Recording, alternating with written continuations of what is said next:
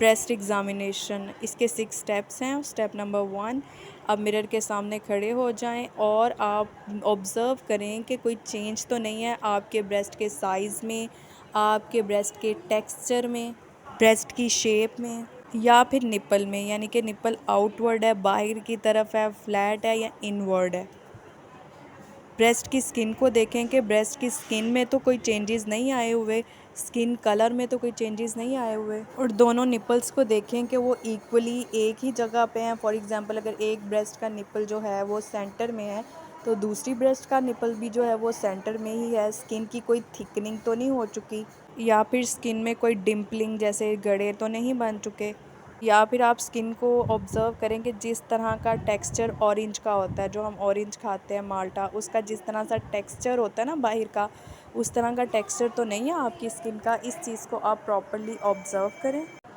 Observation के बाद अब आपने पैल्पेट करना है। पैल्पेट करने का जो सही तरीका है, आपने फ्लैट बेड पे लेट जाना है और जिस साइड को आप पैल्पेट कर रहे हैं उसकी ऑपोजिट साइड की जो आर्म है, बाजू है, वो अपने सर के नीचे रख लेना है और अपने हाथ से प्रॉपरली पूरी ब्रेस्ट को आपने जो है वो एग्ज़ामिन करना है। आपने एग्ज़ामिन करना है ब्रेस्ट में कि आपको कोई गिल्टी तो नहीं महसूस हो रही, ऐसा तो नहीं लग रहा कि कोई मांस कहीं पे इकट्ठा हुआ हुआ है, या ब्रेस्ट के किसी हिस्से में आपको कोई सख्तपन तो नहीं महसूस हो रहा। आपने फिर प्रॉपर्ली सारा ऑब्ज़र्व करना है ब्रेस्ट में, और जो भी आपको लंप या गिल्टी महसूस हो रही है, आपने उस गिल्टी की नौइयत को देखना है कि वो गिल्टी किस किस्म की है। मूवेबल है, अपनी जगह से मूव होती है, या अपनी जगह पे ही सख्त हार्ड हुई हुई है, और ब्रेस्ट की उस जगह से कोई उस साइड पे या उसके आसपास रेडनेस या कोई रैशेज़ वगैरह तो नहीं निकले हुए।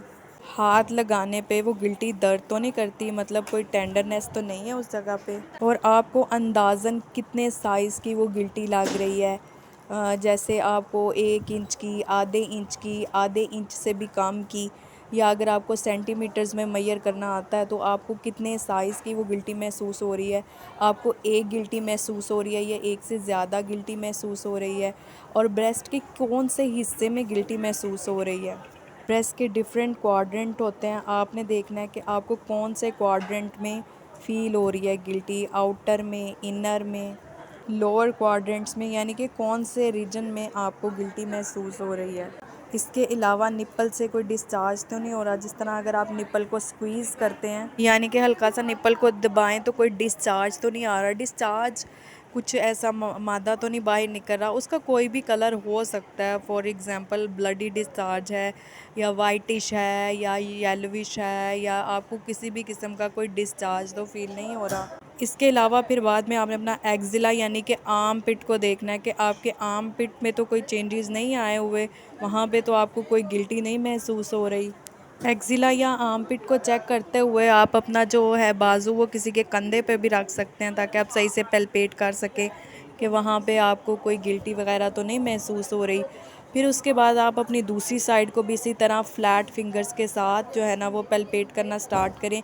सारे जितने भी आपके रीजन्स हैं प्रॉपरली देखें कि आपको कहीं पे कोई थिकनिंग तो नहीं फ़ील हो रही, यानी कि ऐसे जैसे कोई चीज़ इकट्ठी हुई हुई है या मोटाई में है, या फिर आपको कोई गिल्टी तो नहीं महसूस हो रही। अगर आपको इन केस कोई गिल्टी महसूस होती है, फिर आप दोनों हाथों से उसे देखें कि वो किस किस्म की है। अगर तो वो मूवेबल है तो मोस्टली चांसेस होते हैं कि वो फ़ैट की हो, यानी कि चर्बी की गिल्टी हो, लेकिन फिर भी आपने उसका प्रॉपर डायग्नोसिस और चेकअप करवाना है।